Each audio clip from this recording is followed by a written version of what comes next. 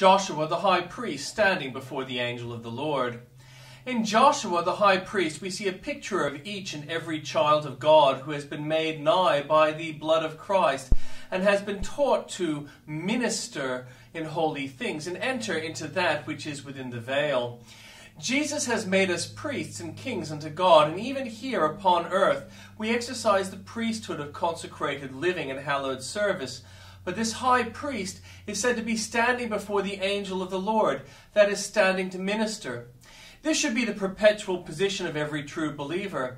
Every place is now God's temple, and his people can as truly serve him in their daily employments as in his house. They are to be always ministering, offering the spiritual sacrifice of prayer and praise, and presenting themselves a living sacrifice. But notice where it is that Joshua stands to minister. It is before the angel of Jehovah. It is only through a mediator that we poor defiled ones can ever become priests unto God.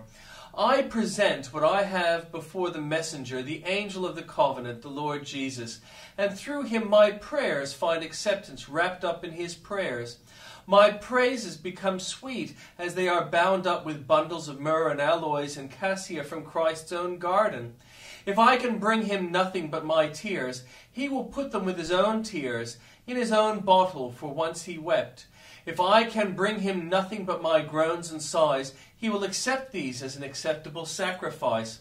For he once was broken in heart and sighed heavily in spirit. I myself, standing in him, am accepted in the beloved, and all my polluted works, though in themselves only objects of divine abhorrence, are so received that God smelleth a sweet savour. He is content, and I am blessed. See then the position of the Christian, a priest, standing before the angel of the Lord. The forgiveness of sins according to the riches of his grace. Could there be a sweeter word in any language than that word forgiveness? When it sounds in a guilty sinner's ear like the silver notes of Jubilee to the captive Israelite, blessed forever, blessed be that dear star of pardon, which shines into the condemned cell and gives the perishing a gleam of hope amid the midnight of despair. Can it be possible that sin, such sin as mine, can be forgiven altogether and forever? Hell is my portion as a sinner. There is no possibility of my escaping from it while sin remains upon me. Can the load of guilt be lifted, the crimson stain removed? Can the adamantine stones of my prison house ever be loosed from their mortices, or the doors be lifted from their hinges? Jesus tells me that I may yet be clear.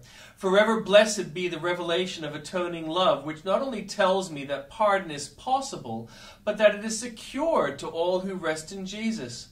I have believed in the appointed propitiation, even Jesus crucified, and therefore my sins are at this moment and forever forgiven by virtue of his substitutionary pains and death.